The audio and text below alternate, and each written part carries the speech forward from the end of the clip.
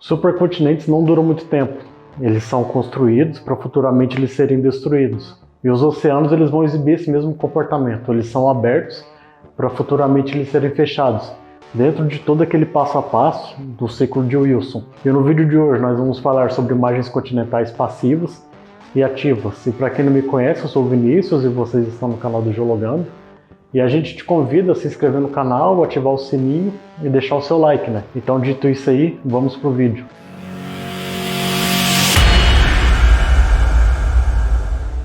Quando nos referimos às margens continentais passivas e ativas, nós não estamos nos referindo às margens dos continentes, né? Então, aqui no caso do Brasil, nós temos a nossa margem continental passiva, que pega desde o litoral do Rio Grande do Sul e vai até o litoral da Foz do Amazonas. Então aqui nós temos essa extensa margem continental passiva, né? E a característica mais intrínseca da margem passiva é que aqui não tem uma tectônica ativa, nós não temos subducção de placas aqui. Mas como se forma uma margem continental passiva? Uma margem continental passiva ela vai começar a se formar quando nós temos a quebra de um continente ou de um supercontinente.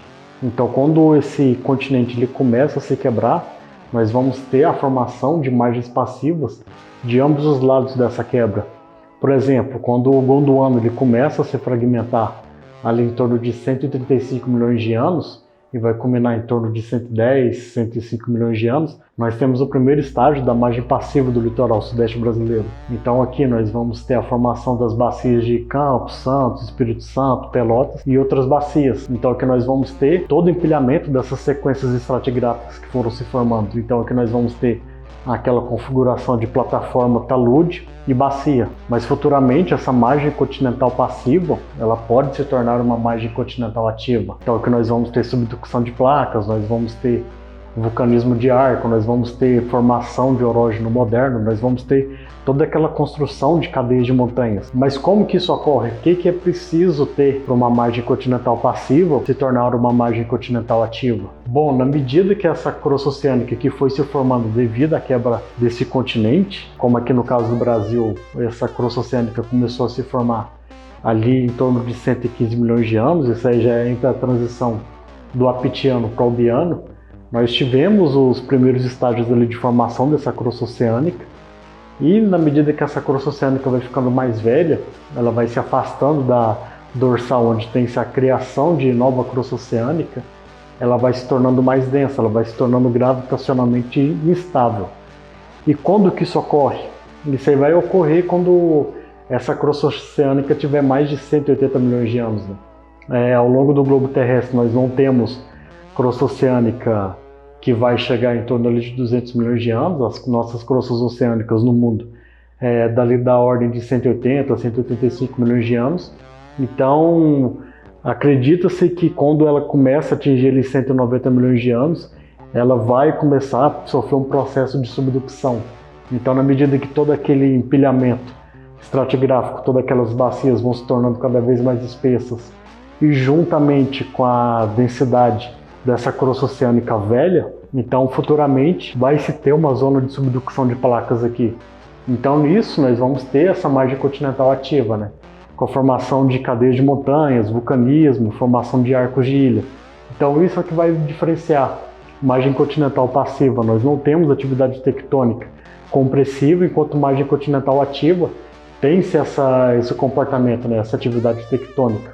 Então futuramente a gente vai começar a ver o fechamento desse Oceano Atlântico Sul e juntamente com o fechamento do Oceano Atlântico Norte. Então esse Oceano Atlântico, que no caso do Atlântico Norte começou a se formar ali em torno de 180 milhões de anos, e aqui o Atlântico Sul começa a se formar em torno de 130, 125 milhões de anos, então a tendência é que esse oceano vai se fechando. Então nisso nós vamos ter a América do Norte e a América do Sul tentando se encontrar com o continente eurasiático, né, com a Eurásia, e juntamente fechando-se com a África. Então, ali em torno de 250 milhões de anos, futuramente o que pode acontecer seria a colisão do Atlântico Norte, com a placa do Atlântico Norte se colidindo com a placa africana, e a região nordeste brasileira, ali o litoral da Bahia, Sergipe, Alagoas, colidindo com a porção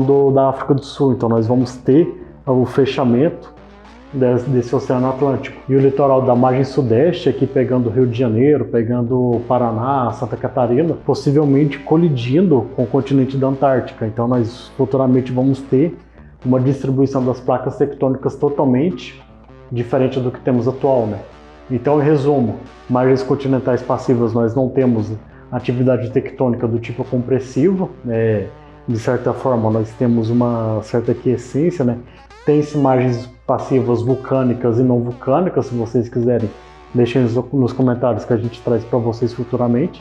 Enquanto a margem continental ativa, nós temos essa tectônica do tipo compressivo, né? Nós temos subducção de placas, formação de cadeias de montanhas, os orógenos atuais, né? Os orógenos modernos e todo aquele vulcanismo de arco de ilha. E o vídeo de hoje vai ficando por aqui, nós vamos deixar aqui na descrição bibliografia referente sobre o tema do vídeo de hoje e também nós vamos deixar link de livros aí da nossa biblioteca para caso você queira adquirir algum livro sobre o tema que nós tratamos aqui hoje, né? E nós vamos deixar um vídeo aqui à direita e à esquerda para você conferir, né? Para você ver mais alguma coisa sobre geologia. E caso você não for inscrito, a gente pede para você se inscrever e conhecer nosso canal, seja aqui no YouTube ou no Instagram, né? Então, dito isso aí, a gente se vê numa próxima ocasião e até a próxima, gente. Falou!